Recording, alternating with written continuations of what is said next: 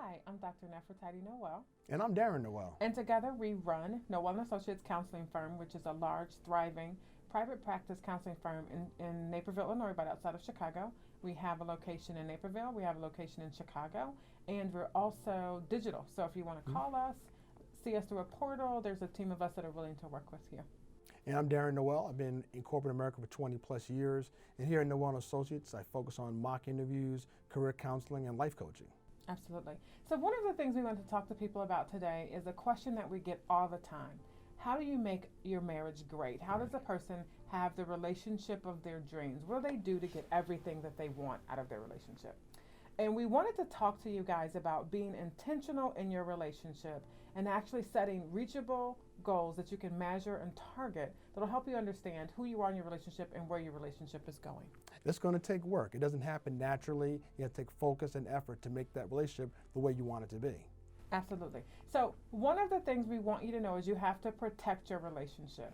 You have to determine what your relationship values are and what are the priorities in your relationship and who should be in your bubble. I call it, when I'm in therapy with people, I call it a relationship bubble. The relationship bubble. Protecting that relationship. It's one of the most important relationships you have here on earth, that marriage relationship that you have, okay? And you want to protect that because the outside force that can come in there, try and damage it, try and separate you from apart. So you have to focus on keeping that protected. It's a major effort it takes to make that happen. Absolutely. And when you're being intentional about your bubble and you're protecting your relationship, you may have to exclude some people from your relationship that really want to be a part of it. Parents, your best friends, Yes. your exes, maybe the mother of a child you had with someone else. Maybe you're getting information from all types of sources, but you and your partner have to kind of control where you get your information from and what you let affect your relationship and how you let it affect your relationship, right? Because some people that you used to interact with before as a single person, it may be okay, but as a new relationship, that person may be negative or a negative impact on that new relationship that you have. So you may have to separate someone or take a step back in that relationship that was formerly okay, but now it's a negative impact on your relationship, so you have to make that change. Absolutely. I mean, and I think whether your relationship is old or new, whether you started with somebody 30 years ago or 5 years ago, because one of the big things I'm seeing, at least in my neck of the woods, are these couples that are getting divorced after 30, 40, 50 years of marriage, right? Yes. And what that means is that at some point they let another influence determine what was going to happen in their relationship instead of them being intentional about their relationship and setting the principles for their relationship, right? I find that extremely sad. When you do hear those stories of people who are married 20, 30 years separating, like really you look at it, where are you looking to go? What happened? What was the breakdown in that relationship? Something was good for 20 or 30 years. Something had been working, but like you mentioned, something found a crack and they, for whatever reason, they didn't address it, didn't stop it, and eventually had to cause a separation in that relationship. Absolutely. And so why are relationships important? Darren, why is a marriage, why is a relationship important? Especially the marriage relationship, it's the foundation of everything we have here on earth, really, right? That marriage relationship creates children, creates the bond, creates community, okay? But if you don't have that sound foundation, okay, everything falls apart. Everything can just fall apart. You want to have that solid foundation, something you can rely upon and build upon. Absolutely. Marriage creates a home base. A strong relationship creates a home base. And everybody wants to come home at some point, right? You want to come home. Your partner wants to come home. Your kids want to come home. There needs to be a space that you can create that has longevity to come home. So not just our grandparents get to have 60 years of marriage. Right. We can do it. You can do it. Anyone can do it if they're intentional. And to have a good relationship, it has to be built on your desire to have a good relationship. Not just to have a relationship, but to have a good relationship. Because we've all seen those people that have been married for 5 or 10 years and they hate each other. Right, absolutely. They don't like each other. And so you have to go into a relationship and constantly keep the idea of we're in this thing to stay together and we're not going to ditch the effort to survive. Because it's a safe place, right? You come home, that's a safe place. You're dealing with challenges at work, challenges, had a rough day in traffic, right? You want to have some place to come home to, revitalize yourself. Your kids want that. They deal with challenges. You hear so many times, unfortunately, children committing suicide now, even little kids, okay? They want to have that safe place they can build up that armor, get refreshed, and go back out and take on the world. So that you want to have that nice, a safe home environment where you can build up your armor and take on the world. Absolutely. And you actually want to also have an intentional space so you can breathe, right? so that you can be okay. Because we all have to put on a face when we leave the house. And everybody says, like, I'm always myself. I'm always my best self. I'm always, just who I'm supposed to be. But nobody does the same thing all the time, right? And when I'm at my clinic, I have a different set of skills than I use than, let's say, when I'm at my house. Absolutely. Right? And when I'm at my house, I have a different set of skills than, let's say, what I use when I'm with my parents, right? And so we all have to figure out, where is there a space to be yourself?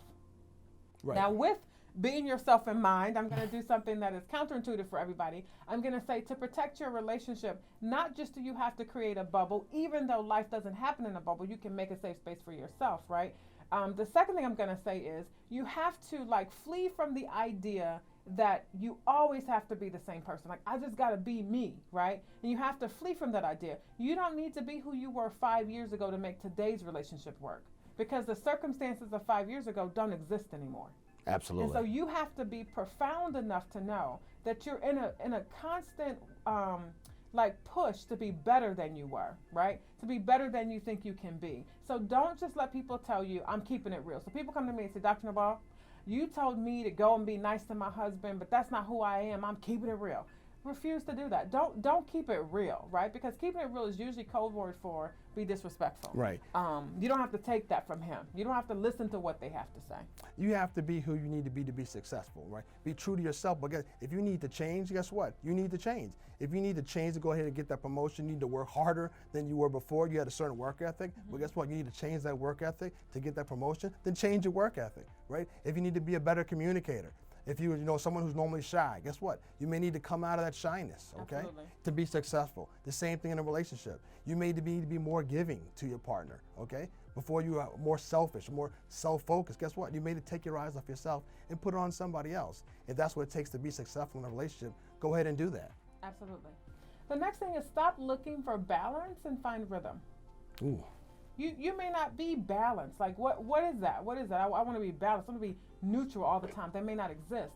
But what's the rhythm? What beat do you have to have for your life to be okay? Does that make sense? Because there are going to be some times where, so I'm constantly working on PhDs, right? I'm on number 3 right now. And so there's nights that I stay up to 4 or 5 a.m. working on papers. But I can't sustain that rhythm forever, right? So that's the rhythm for now. And I kind of announced to my husband, this is the rhythm, and we're on that rhythm. But summer's coming. There'll be a different beat that we add to our day-to-day life. And so that rhythm may change. But get on a path that beats for you and your partner in a way that's healthy for all parties involved. And I think you mentioned right there, it's important to communicate that. So if you know something's going to be changing, or your schedule's going to be changing, your commitment to an outside activity is going to be changing for a certain amount of time, communicate that. Don't just surprise your partner with that information. Hey, I'm going to be working nights. I'm not going to be coming home till 11 o'clock every night, but I'm going to start tomorrow. Wait a minute. When do we talk about this? How we're going to handle the kids? How we're going to handle dinner? Have that be a part of a conversation. Absolutely. Okay, so that has to be a discussion, okay? The other part is, there's no set rhythm that's right for everybody, right? What works for your household may not work for somebody else's household, may not work for somebody else's household. Figure out what's gonna work for your relationship, and don't compare yourself to somebody else. Absolutely. And in your marriage, it's okay for you and your partner and your family to move in silo. Ooh. What I mean by that is, you don't have to make a lot of noise. Everything in your relationship doesn't have to be public. Absolutely. Yes. And then also, another bullet point is, your arguments don't have to be made public to the world either. You don't have to shame your partner into acting better. You don't have to let everybody know that something's going wrong. You can fix it internally while still looking okay on the outside. Now, why is that important? Because people say, Dr. Well, I don't fake, right? So the same people that keep it real, they don't fake, right? I just let it do what it do. I tell people what it is. They need to know. People need to know that it's not easy. The question is why? Who are you putting the show on for? Why do people need to know that your relationship isn't easy? How does it benefit your spouse, whoever you're going to be with for the rest of your life, for everyone to know their weaknesses? It doesn't help, right? So you need to have, who you need to talk to is your partner. Talk to them about your concerns. Talk to them about your frustrations. Talk to them about things that are not working in a relationship. You don't need to bring other people involved. You don't need to bring your parents involved, your brother, your sister. Guess what? It's not their relationship. They have limited they can do to help that situation. But you know who can help it? You and your partner. You two can work it out. You two can talk about it. You two can discuss about it. You guys can read a book about it, how you're going to make your relationship better. That's who the people who are going to really change the relationship, you two. Absolutely. And then it's always okay to ask for help, right? I do a lot of relationship coaching, and a lot of couples come and say to me, hey, Dr. Nowell, we're really embarrassed that we have to come get some help. Why should we have to talk to somebody about what goes wrong in our relationship? And I'm going to tell you what I tell my clients. If you were to crash your car, would you tinker with it for yourself for a year, or would you take it in somewhere to get it fixed? You take it to get it fixed. Yes. We take ours to get fixed. And Right. this guy's an engineer. He should be able to fix it. That's what I thought he'd be doing. But instead, We'll hire somebody for that. we take it somewhere to get fixed, right? If I'm sick, I go to the hospital. If my marriage isn't going well, I seek support, right? But I don't just seek any support. I seek support from someone that I believe has some of the same values that I have, that can build rapport with me, and that can help me to understand how to see my relationship in a way that will help it to thrive. Absolutely. Right. Someone who has professional training, not just the barber, not someone at the beauty parlor, who has really no sense of security or privacy, who can go share your information with somebody Absolutely. else. Okay? There's no governing body to say they're not going to go tell everybody in the shop once you leave. Somebody who has a license, someone who's trained and specifically trained to help you travel through, go through these matters. Absolutely. So when Darren and I were getting ready to get married, we went to premarital counseling. In fact, the church told us that that's what we had to do to get married there. So we went to premarital counseling, and the first thing that the person said was she was divorced. Right. Darren and I pinched ourselves, each other, under the table like, did you hear what she just said? She's divorced, right? And not that I don't have respect for her point of view, but I realized that I needed to get some mentorship from someone that had actually made a marriage work. And she wasn't the answer for that. So she did help us with some conversations that we needed to have. What are you going to do with money? What if you want to have children? But she couldn't help us with longevity of marriage, right? We need to talk to someone that had longevity of marriage. So we sought out some couples that had done that, right? So we sought to see who in our family, who in our circle, who in our social network had actually been married and stayed married and did that well. Also, what we're discovering a lot with our coaching is there are lots of people that come into us and they're getting married, but they're the first people in their family to get married. For whatever reason, grandma didn't get married, their mothers didn't get married, aunts and uncles didn't get married. So they're trying this thing for themselves. And in order to make something work, you need to be able to see a vision or have someone that can help you set the vision and figure out what to do. How do you get intentional about that? How do you figure out what your relationship needs? And so for marriages to work, you need to figure out resources, right? So it's okay if a therapist is a resource, a church is a resource, but make sure you're finding resources that will keep your information confidential and that you won't hear your marriage on a podcast. You won't see your marriage at the pulpit. You won't hear about your marriage at the barbershop, right? The worst thing ever is for you and your spouse to have an argument. You tell Susie Snowflake, and then she texts a friend who has a phone tree, and now everything about your relationship is out there. Because what that does is it doesn't give you space to repent from your evil, so to speak, in your marriage, and to do it without visuals, right? So if we look in the media today, there are lots of famous couples getting a divorce, and many of them might be able to salvage the relationship, but everything is broadcasted everywhere. And so they don't have the ability to step back from it and say, wait a minute, I don't want to throw this away. I want to salvage it, right? Because to have a relationship that works, you can't quit. Right. Like you can't get to the day where this is the day that I'm going to quit. You have to be able to move past everything. Right. Like you mentioned, now with social media, now especially with celebrities or even not, there's pictures of the situation, audio tapes of the situation. People are constantly bringing it up. How do you feel about what he did? So they don't have that breathing room. If it was a confidential conversation, they could work on it behind closed doors. Other people aren't chiming in their opinions of it, and they can try and salvage that relationship. Absolutely. And we live in a society today where people feel free to say everything they want to say because they're typing it. Right. So if you put up on Facebook, I hate it when a dude don't pay his bills, you put a picture of your dude up, all your friends are going to comment. All of them, they're going to comment below. And then what does your partner do when he sees that? He's got to defend himself. Right. Right? I do pay the bills. Blah, blah, blah. Absolutely. So I'm a Generation Xer, right? We came up in a time, you talk crazy, I say something to you, we let it go. Maybe there's some Polaroids, but we rip them up, okay? Now, everything has a video attached to it, right? Which leads us to the next thing in our talk about what makes a marriage work. Sex tapes do not make a marriage work. They don't. How many times have people come to me on the verge of divorce and their sex tape was released by their partner? Right. To all of their friends, to all of their family, on all of their social media. So sex tapes don't make it work. If you cannot remember what you did, we probably need to talk about something else, like your memory. But videotaping what you did does not help your marriage. That is not an intentional positive thing in your relationship. And I know it's popular to star in your own video, right? We You can be successful by it, quote unquote successful by it, get contracts by it, commercials by it, but it's not good for a relationship, right? Absolutely. And you intentionally have to put the things in your relationship to protect it, even if the trend is something opposite of what it's going to take for your relationship to work. You have to be on the trend of protecting your relationship, not on, okay, so this is what all the couples are doing today, so we're going to do it too. You have to protect what you've established for yourself. Yes. It's got to be on purpose, right? You've got to watch, talking about social media, you got to watch what you post, comments about it. You know, my wife got me upset about this, my husband got me upset about that. You've got to watch it. Guess what? Because people are listening. I guarantee you, somebody who thinks your wife is cute is watching what you say. Oh, guess what? Here's an opportunity for me to strike next week because it looks like they have an issue in their relationship. Or here's an opportunity to talk to that guy I always liked, okay? Because it looks like they have a problem in the relationship. I'm going to bring him a cherry pie because he said she never cooks for him. And here comes the cherry pie to Mr. Bra. So you got to watch out for that stuff. Yeah, so greens were the thing when my grandparents were coming up. And the neighbor prepared my grandfather a pot of greens. And she put some personal effects in it, let's just say this. Sent him to the ER. But what she was trying to do was create an issue for his marriage that would create a space for her. Mm-hmm. And it really just sent him to the ER, right? Because he came home and said, oh, this person made greens. My grandma said, well, that's why you're sick. You ate the greens, right? So it's the same thing now. The game is the same. That someone's always trying to destroy what you worked hard for, and you have to protect it. Yes, absolutely. It's got to be a focused effort that you have to protect it. Watch what you say. Watch what you're commenting on, right? I mean, so many, stick on social media a little bit about, you know, you find out you're con with ex-girlfriends, ex-boyfriends from high school, college, are coming back in contact with you. As soon as that happens, right, you got to protect the relationship. You say, hey, my ex-girlfriend from high school, my ex-girlfriend from college, just send me a message. I just want to let you know, honey, Absolutely. that it seems all up and up. I'm just letting you know so there's no opportunity coming in a negative direction. Okay, Absolutely. Open and honest about that situation.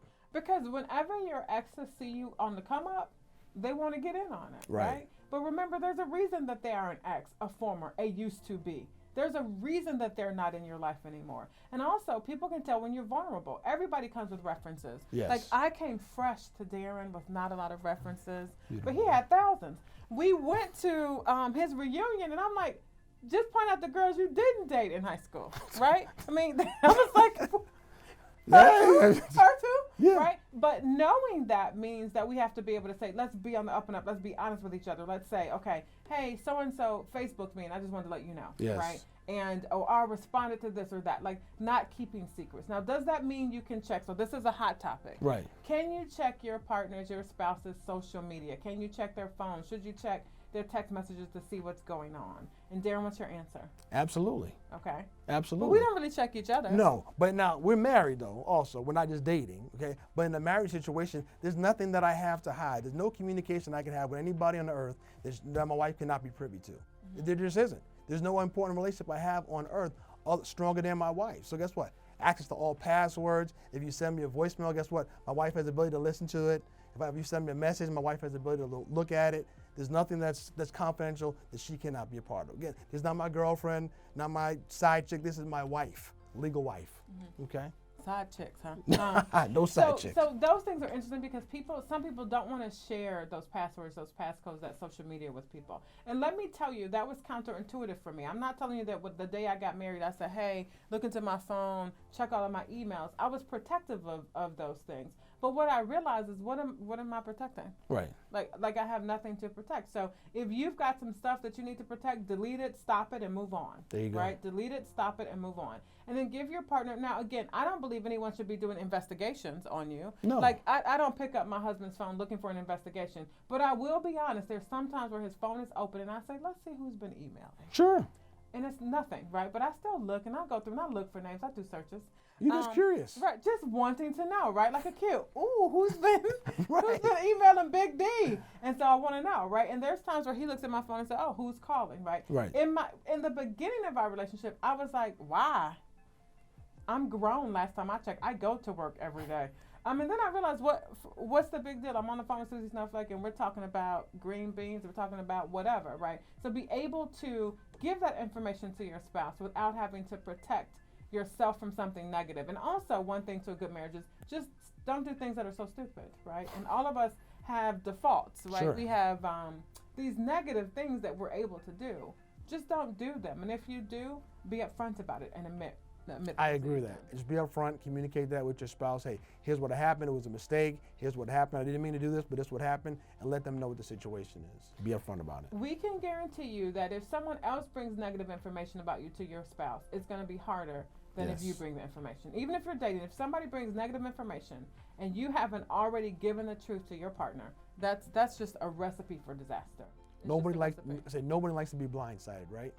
You want to see it coming. At least you can prepare for it. Okay, so you can have your armor out. Here's what we're going to say to address it. But if you don't know about it, you can't protect it. All of a sudden, you get this information. I didn't know this was happening. So now that person's embarrassed. They're flustered in front of everybody. But if you had a conversation before, they can prepare themselves. Yes, I know about that. Don't worry about it.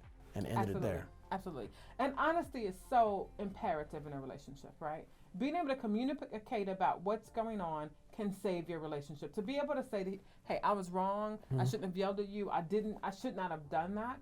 Gives you the opportunity for that person to forgive you, right? Yes. And marriage has to also be, or relationships have to be about grace, because everybody's imperfect. I have to give him grace. He has to give me grace. Whoever you're with, you have to give them grace. If it's your children, sometimes you have to be graceful with them and understand that people make mistakes. People have bad days, but we don't kill people you don't crucify people because they had a bad day. Absolutely. Because guess what? We want grace toward us, right? We want people to be merciful toward us. Guess what? We got to have, especially to our partners, right? Show grace and mercy to our partners for sure.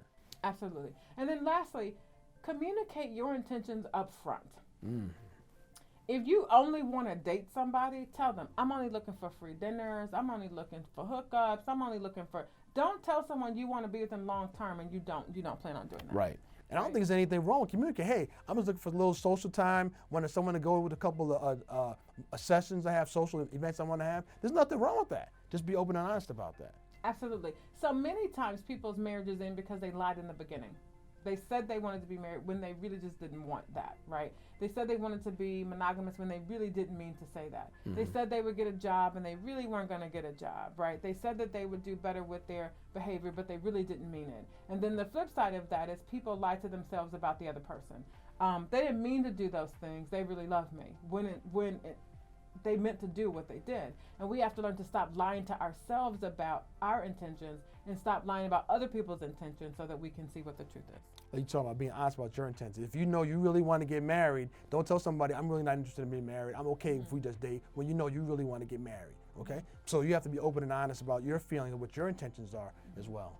Because people say things like, Dr. Nowell, is marriage relevant anymore? Do I need the government's papers to profess my love for someone? No, but you need the government's papers to buy a car, right? Right. You could like a car on the lot and go take it, but that would be considered the wrong thing to do. It's the same in a relationship. Be upfront about, hey, this is relevant to me. I want to be with you long term. This is what I'm looking to do. Or I don't need any of that and I don't need that at all. Absolutely. So just work on being intentional. Work on being positive and work on going the direction that you want to go in your relationship. As long as you continue to put in the work, will work for you. Put your relationship first and you'll be successful. All right, guys. Have a great day. Take care.